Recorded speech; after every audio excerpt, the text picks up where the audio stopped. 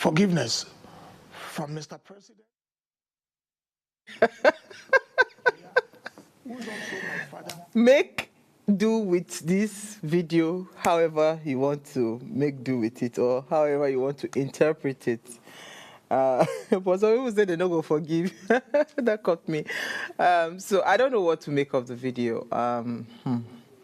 You know, somebody actually told me that we just watch that before the weekend runs out, there will be an apology video, and that's exactly what we've seen.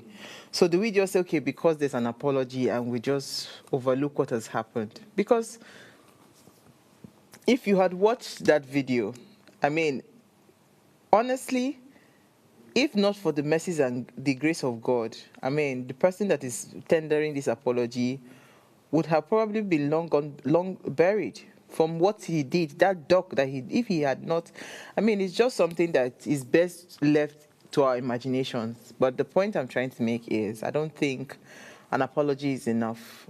Yes, we accept your apology, but you also need to take responsibility for what it is that you've done. In fairness, honestly, I think so, because if we don't do something about these things, these incidences, right,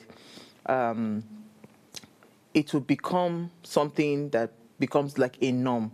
Somebody says it's better that you ask for forgiveness than to take permission. You know, so that's what a lot of people do. Let me just do it. Last, I will apologize. Somebody will steal billions of naira that was meant to probably take care of people in the hospital. People have died because of that incident. Yet you come out, you say you are sorry, and everybody should just move on. It's not like I'm unforgiving or whatever, but I'm saying that beyond the apology, just like Bobrisky was still sentenced to 6 months in jail, beyond the apology, maybe this apology will make the sentence lighter, but there is a criminal code act, right, that I read out yesterday. I think if we are being serious as a country, we must follow through legal procedures, to just make sure that tomorrow it doesn't repeat itself again. You can't call yourself an ambassador for Nigeria and even allow yourself to be caught off guard in that way in the first place. That was just a show of high-handedness. And, maybe a lot of people have spoken to him, and that's why this apology is coming out. But I'm just saying that, for me, I don't know. I don't think an apology is enough. I think there should be some measure of, punishment that should be meted.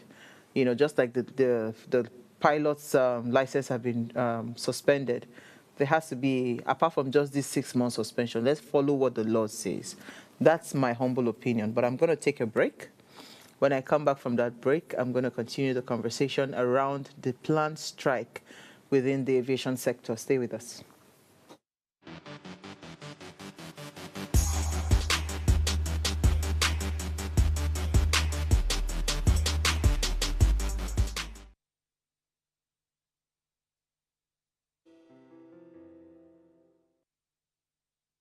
Life is made up of moments, some that fill us with joy, others that test our strength. Welcome to Heartlines. This is our space to explore the highs and lows of human connection, the love, the heartbreak, and resilience that shapes our life. From relationships to friendships, parenting to partnerships, and so much more. Every week, we share stories and conversations that define us, navigating love, separations, the struggles of parenting, dealing with anxiety and managing the pressures and stress of life. Real conversations that bring us closer, helping us heal, grow, and connect. So join me Mondays through Fridays at 10 p.m. for Heartlines, the show where we connect hearts, have real conversations with real people, one story at a time.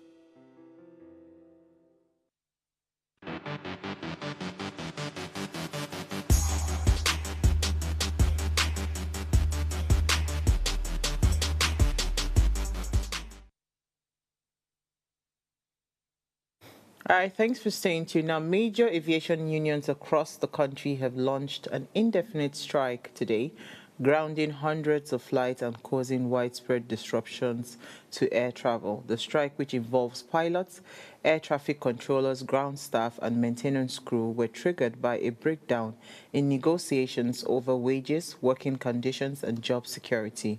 Union leaders say talks with airline management and government, respectively, right? And of course, their representatives failed to reach a satisfactory resolution. So joining us to have more light or shed more light on this is Wale Shadare. He's aviation analyst, and of course, he's joined us via Zoom this evening.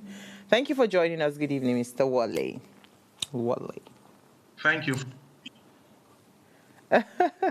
Okay, so help us make summarize what is going on within the aviation sector, because they grounded Kwan One. Now all of you have gone on strike, and now we can all of us are all grounded. I'm really listening to your introduction. Very, very interesting, especially with Kwangwan and the rest. But one thing first, let's face the business of today. Yes, very no last-minute overtures to the unions. The aviation industry is going to be totally grounded on Monday.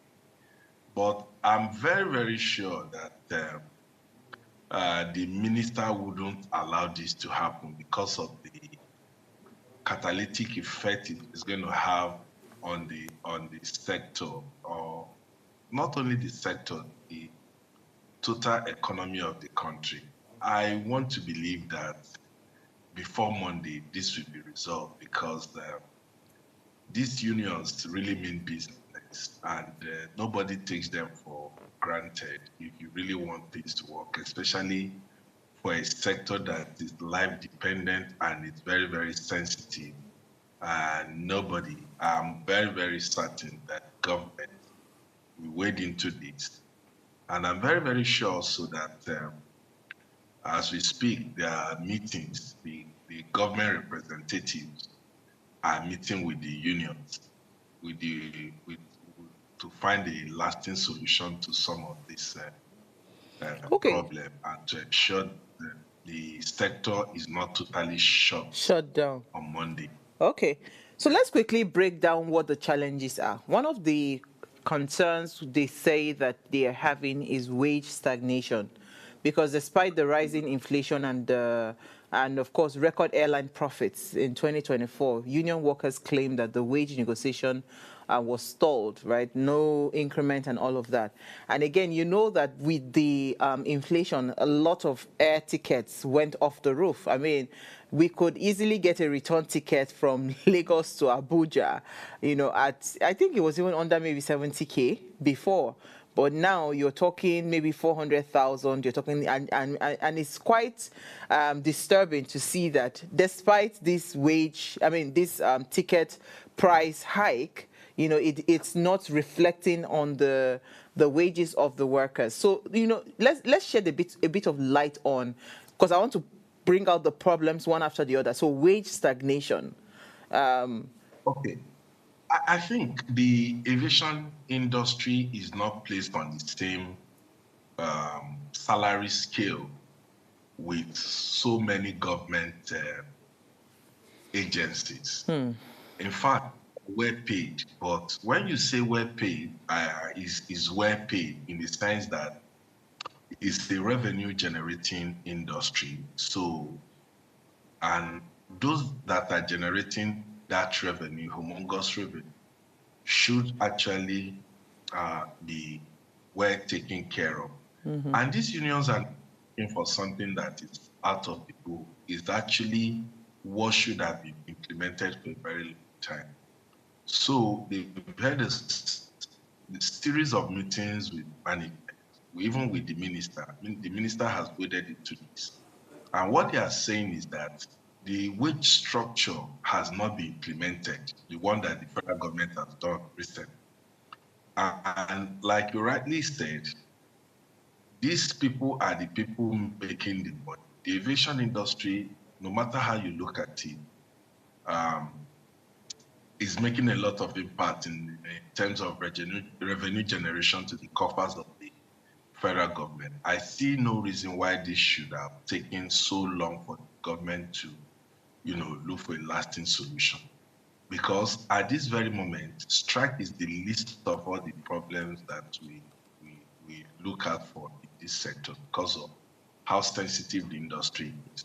But like I said, the government has not, the government should look into this so that we do not witness one of the worst disruption in air transport by Monday. And like I said, I'm very, very sure that the minister No, or the government are not really sleeping, and I'm sure they will look at to ensure just that this. to add to what you're saying, I know that this current minister Festus Kiamo seems to be on top of things because there's always quick response. He's always, look at the incident that happened with Value Jets. Immediately issued out statement, issued out. So you can tell that he's quite on top of things. But there's something else that the workers are agitating for. Poor working conditions, right? Because a lot of them, there are reports of excessive overtime, understaffing, and insufficient rest period. I mean, airport work is not a 9 to 5 job, right?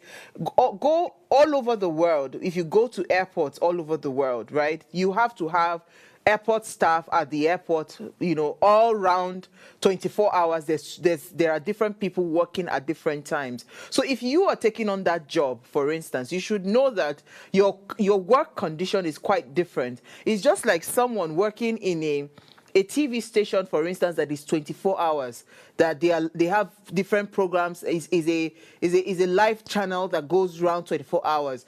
Definitely there will be people that will work overnight. So it is supposed to be like that. So when they are talking about poor working conditions, help me understand what they mean by that, because that is supposed to be part of why you're in that sector. Yeah, the poor working condition,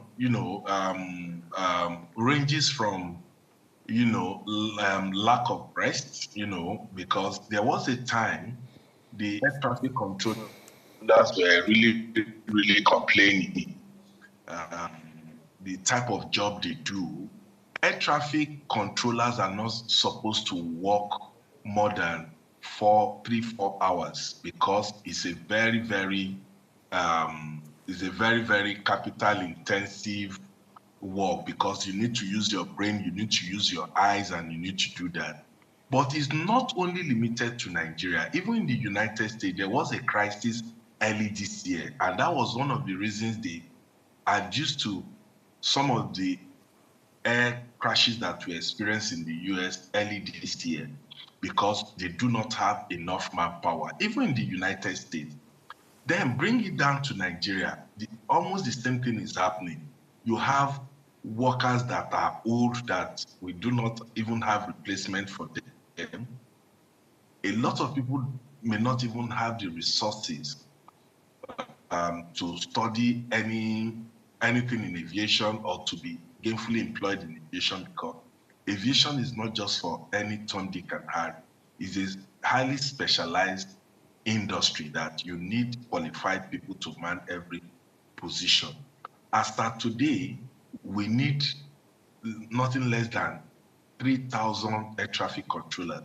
And what we have today is less than even 2,000. So we have a gap that needs to be filled. So having this gap that has not yet been filled, those that are working are meant to take the shift of those that have not even been employed. They are overworked. And if you overwork people, you need to pay them what is commensurate with what they are doing. You cannot ask people to do their normal work and extend their hours of shift, and you're not paying them. These are some of the things they are asking for. They are asking for vehicles. They are asking for things that will make their job easier. And I know the managing director of NAMA that we have now has been doing a lot in this regard. We left a lot of things for more than 15 years that we didn't do. We need to do a lot of catch up, and that is why we are seeing some of these things. And the minister seem to be on top of so many of these things. We remember the case of NIMED, that they went on strike for 2 days and there was a lot of problems. I was in Abuja that period, and immediately the minister summoned the management of NIMED to his office and the unions. And that meeting lasted for close to 8 hours. It was very intense. I was at that meeting. At the end of the day, they were giving what they require. We shouldn't be waiting for the unions to threaten us or to tell us they want to go on strike or to down tools before we start running a task together. We need to give them what is due to them. In terms of medicals, we need to take care of them. We need to give them allowances that they are due, that is due to them. So we shouldn't wait for them to threaten the country that they want to go on strike before we start the fire brigade approach. This does not augur well for a sector that is very sensitive, a sector that is even generating a lot of money to the coffers of government. We should be proactive. We should do what we are supposed to do. You can't owe workers and you allow them to go home and be happy. We know some of the things that have happened in the last few years in terms of inflation, in terms of devaluation of our currency. So I am an advocate of where you work, you chop, like they say. What I'm trying to say is that if you're doing something that is very, very critical and very, very important to the country, the government or the agencies must take care of the worker. The biggest asset any company can have is Can you its hear me? workers. Sorry. Apologies for butting in, right? Because you're touching on this about wages, welfare and all of that. What is the current salary structure or payment channel? Where is it coming from? Is it coming from the government coffers for these people that are going on strike? You see, yes, we had an issue. Before, the agencies were allowed to spend what they generate and send some few percent to the coffers of government. But now the agencies are sending 50% of what they are generating to the coffer, and they are left with almost nothing.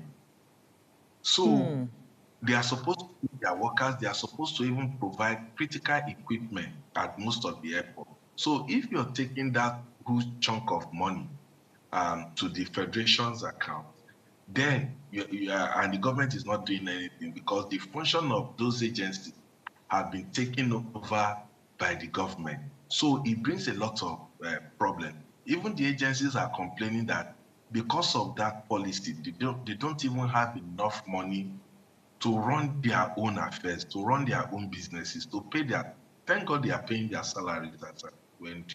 But it goes beyond salary because with this new salary structure, you have to factor it into the wage structure. And before you do that, it takes a lot. There's so much bureaucracy on things that should have been done almost immediately if the agencies were allowed to spend their money. But they felt that the agencies had too much money and they were not doing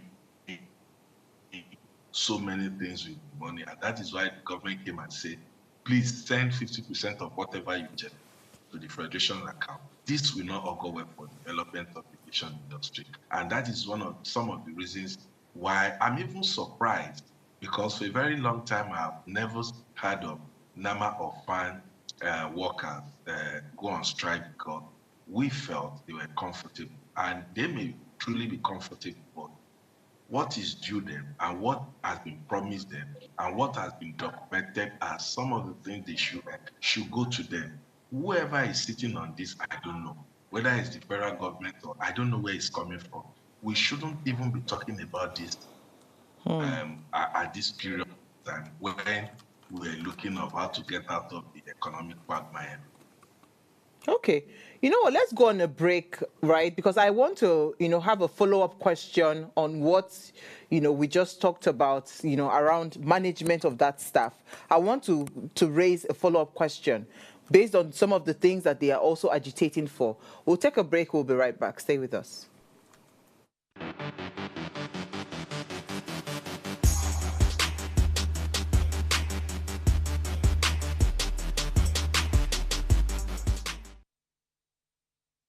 All right, thanks for staying tuned. Now, if you just tuned in, we're having a conversation around the planned union strike within the aviation sector. And I still have with me Wale Shadare. He's my guest for this evening. Thank you so much for staying with me. So before we went on the break, right, just to follow up on what you were talking about, the welfare of the staff and management of that staff, and all of that. One of the agitations that, is being raised around this planned strike is the fact that, job security, there is some conversation around outsourcing, some of the jobs within the airport, right? Outsourcing some of those those places, so some of those jobs within the airport. And I'm looking at it and I'm thinking, shouldn't that be a good thing? Because for me, I would think that it would be best if the government hands off certain kinds of, what's the word, management, right? And hand it over to, sorry, okay, if you're talking, I cannot hear you because you're muted. If you can unmute yourself. Okay. I can hear you No, now. no, Go I'm ahead. not. Yes, I can hear you now. You're talking about concession of some of the roles, yes, airports. because they're saying that they want to do some automation and outsourcing of some of the operations within the ground operations, right? And that has raised a lot of fears around layoffs and all of that. The point I'm trying to make is that shouldn't we focus on actually even just entirely outsourcing some of these roles? Because I know that if a private company, for instance, is managing the some staff within the airport, maybe this thing we're talking about welfare, we're talking about healthcare, we're talking about mobility, and all of those requests might just be something that would just come naturally, because private sectors, they understand those things a lot better than government managed organizations. Shouldn't that be something that that should be in consideration? Yes, I guess what you're talking about is concession, which has been problematic in the last 15 years. That has been very, very problematic in the last 15 years. I'm a very big supporter of concession. I equally believe that government does not have business in business, because if you look at it, maybe only one or two companies that government has run efficiently. They are not known to run any business efficiently, unlike other clients. Government, there's transparency about how to do business. In this climate, it's very, very difficult, and that is why I really, really support concession of the airports. The way it is now, we have over 30 airports in Nigeria, and just 4 are viable. So the rest are not viable, they are not making money. So why does government still really want to spend money, putting money into something that cannot work?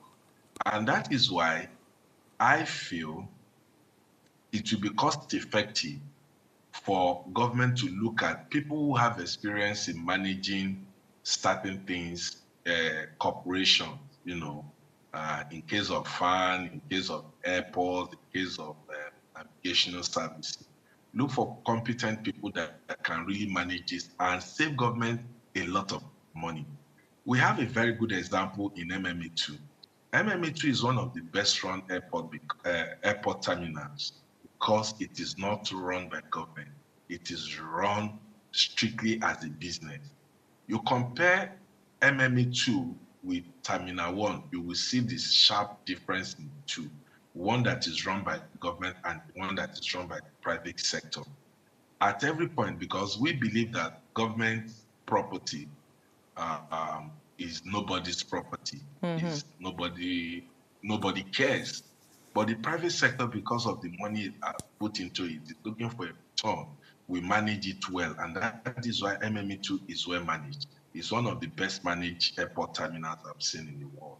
So we are very funny people.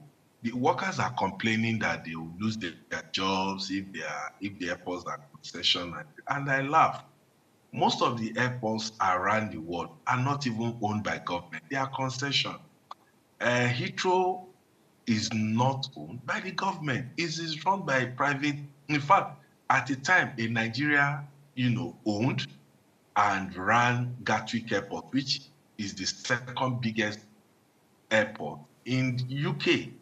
Understand? So we need to begin to think of, and honestly, you can't actually blame the workers because the workers are saying, if you pay us up, we will go.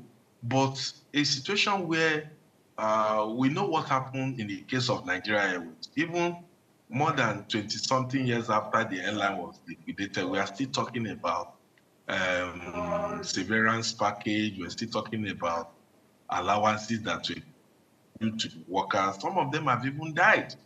More than half of them have died without even getting what they labored for. So at times we cannot blame the workers if they say, no, we no go agree, or we no go agree, because their issues have not been settled. They have not been told that their jobs are secured. They have not been told that, okay, if we concession this airport, we are going to take some of you that are very good and ask others to go, we pay them more. So you can see it's because nobody trusts the system. Nobody can actually predict that this is what is going to happen to him after they leave service. And that is why we're seeing how civil servants are stealing money, because they are not sure of what happens tomorrow. I'm not trying to Justify. support or glorify it, but that is exactly what is happening, because a lot of people are no longer sure of their future. What happens to them? If anything happens to them, is the government going to take care of them? Are they going to still be relevant, be useful to the system? So they need to know. They need to get, their reward is not in heaven. No. Their reward is there. And they are saying, no, we are not going to heaven to get our reward. We want to get our rewards here. So you can't blame them. But if we are very transparent with the system, with the process, I think it's going to be a win-win situation for the country, so that the government can put this money into more important things like education, health, roads, and other infrastructure than, put all the money into aviation. Yes, it's good to put money into aviation infrastructure so that more people can take to flying, so more people can get to the airport without so much stress. And that is why I support what the government wants to do with the new terminal they are planning to build in Lagos. I don't want to go into the politics of, oh, it's just too much, it is too this thing. That terminal is very shameful that as big as we are as a country, we are still parading that terminal as our premier terminal in this country. I feel ashamed when I go to, okay, let me not divert. Let me stay on the topic. So, like I said, concession is very, very concession is, but it must be done with human faith. The workers must be taken into consideration, pay them what is owed them, and they will go. And while we also concession most of these facilities, we also need to monitor them to ensure that we are getting value for our money. Because you cannot give somebody an airport to manage for 20, 25 years and we're not seeing changes.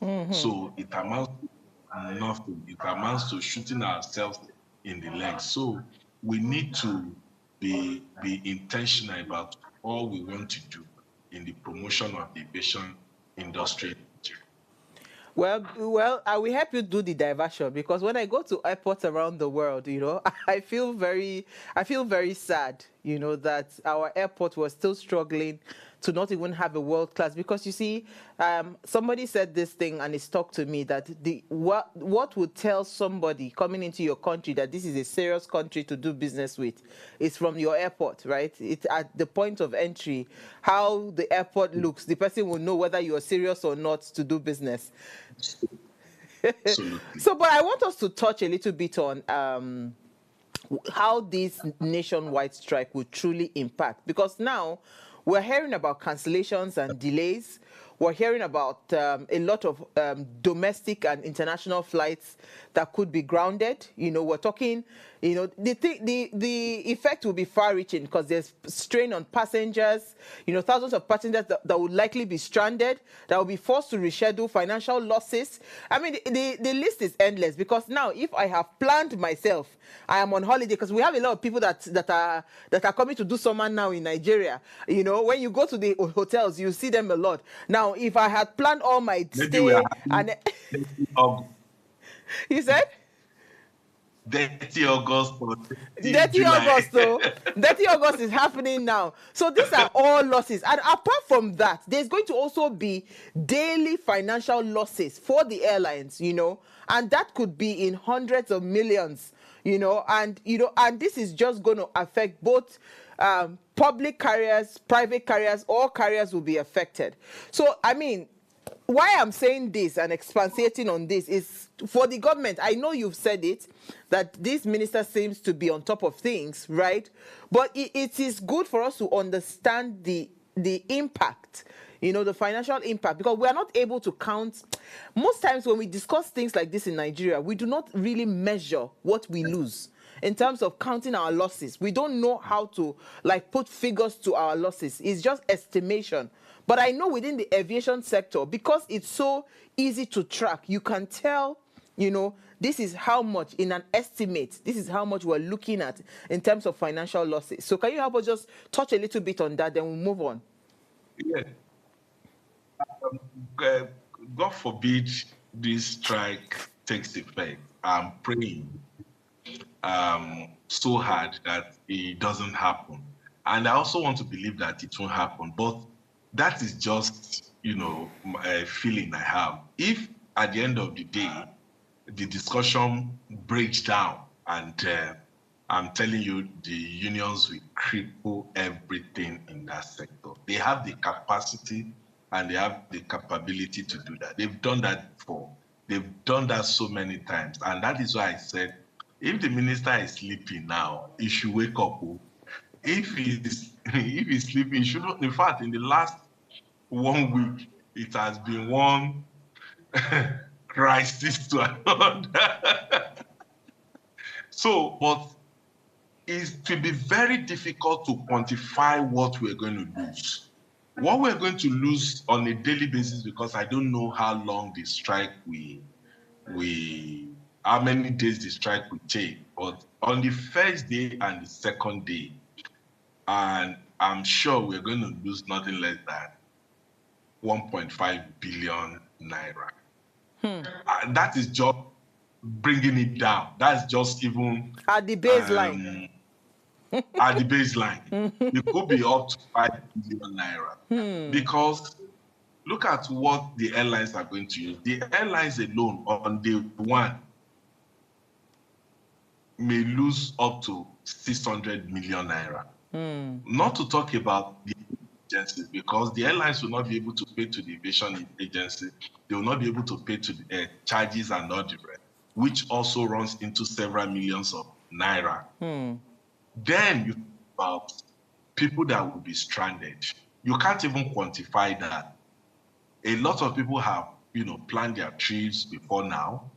Hundreds of thousands of people have planned their trips before now. And suddenly they are rescheduling, which costs so much money. You can't even quantify how much that will be in millions or in billions. So that is number one. You look at us, that's number two. You look at the concessionaires, those who are selling, those who are doing businesses, small businesses, large-scale businesses, and they are not going to work for 1 day. Put that together again, you are talking about several millions of, up to 500 million. I think at this point, because it's aviation, it's safe to say maybe we're looking around 10 billion per day, because international flights, right? We're not even, it's not just, we're not sticking to the domestic. Just wait. I'm just giving you that. I'm not finished.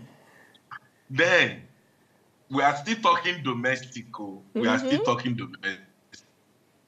Then you look at the overflyer charges. I'm sure you know what overflyer charges are. Is Okay, okay, break it down, because I think I have an idea. okay.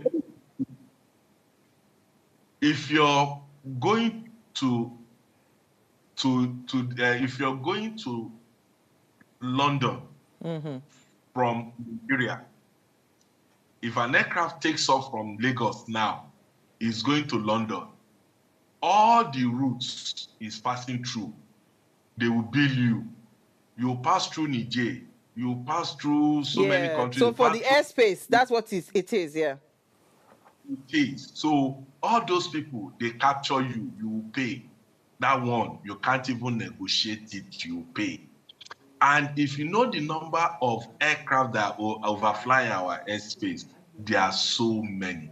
You remember what happened when we had a problem with charge, that we couldn't go straight. Aircraft couldn't go straight. They had to make a detour to cut off because they were going to shoot that aircraft down. They'll shoot the aircraft down, yeah.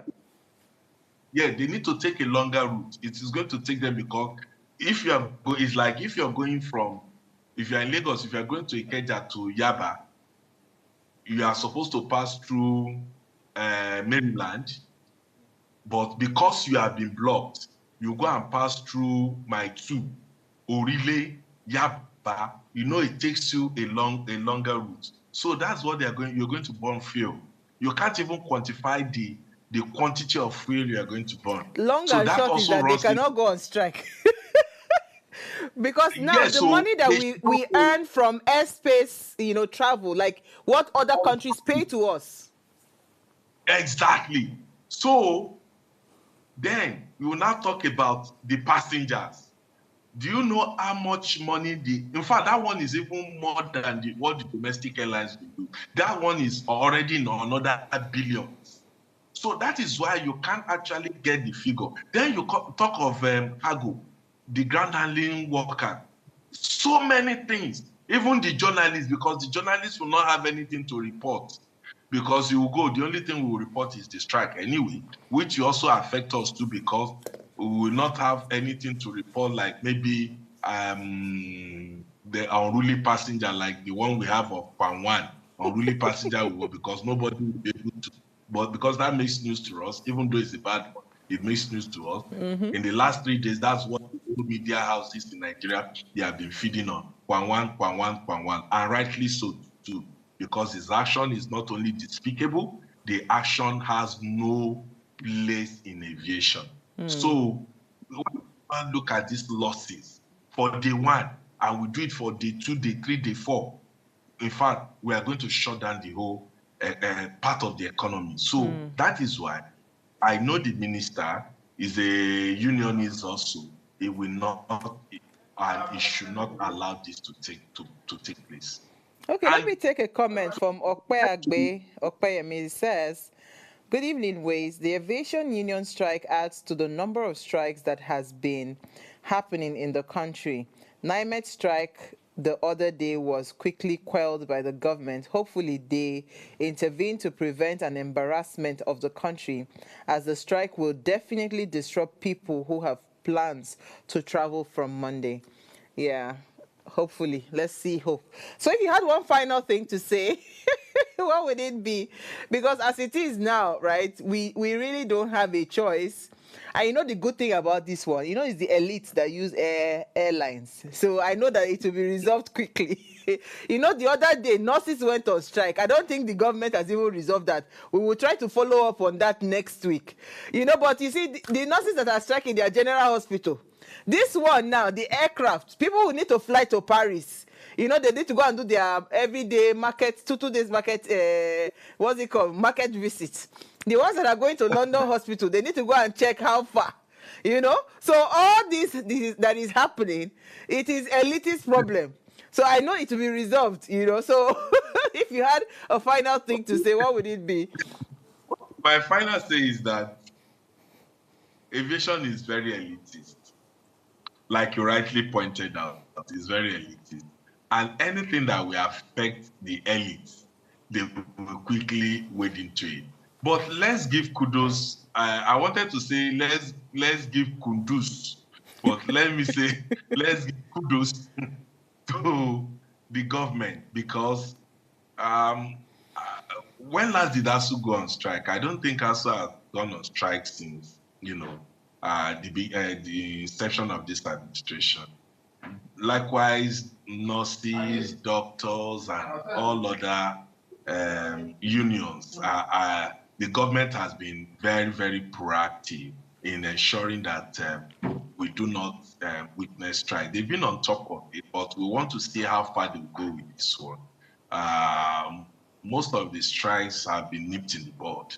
And I want to also believe that unions too do not want aviation to be grounded. But that's the only language we understand in this country. Strike, strike, strike. That is the only language the government understands. So I'm pleading and I'm calling on the Minister of Aviation. I shouldn't even be doing that, to please meet with these people. I know discussions are going on, but issues, please still meet with them.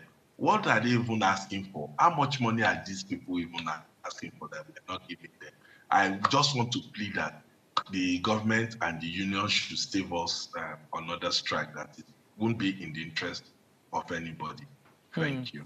So before I let you go, I need you to promise me that, you see that conversation that you started, we must finish it. The one about the airport that they're about to construct, because I think it is important for us to be able to expand our minds to see the possibilities of what is possible. Because you see, I mean, I listened to someone and the person said that for the first time, he wants to encourage the government to actually spend that money to build a world-class airport. The only challenge I have with that is that I have seen how governments spend money, and you look at what is being spent on, and it is actually very, completely like it's almost like a scam, because the quality of the output does not match the investment that has been put in that what's it called, that development or that project. Same with the coastal lane. I saw a video that was going viral 2 days ago where somebody showed the part of the road that is already looking like it's about to cave in, right? So I understand that we need befitting airports, because that shows that we're a serious country. I'm happy every time I go through the new international airport. It's still a bit saner, right? But we can have more of that. We can have better, better flow. And so would really love for you to come back and let us even break down that investment in, rebuilding a new airport. What are the possibilities that can bring to our economy? That would be a good conversation to have. One of the greatest mistakes I made as a journalist, when I look back, is not allowing government to build the second Abuja runway. The cost of the project was 65 billion naira then. And I remember some activists went to town to say, no, they wanted to steal money, they wanted to chop money. And when I look at it, truly, it looks a bit inflated. And I said to myself, that attitude of a Luther person, no, we should not allow that, we should not allow that. Now, that project is going to go for over 300 billion or close to that. And I told myself that maybe they will just chop money. Now at least we will have this project and it will be there and it will be there. Rebuilding that, building that runway, the second runway, we are going to waste a lot of money. They will still, in quote, chop the money if they like. So then came this project. I've been to so many airports around the world. I've been to more than 70, 80 airports across the world. I've been to Dakar. I saw what Dakar built. Fantastic airport that can rival any airport in the world. And I asked myself, what is wrong with the giant of Africa?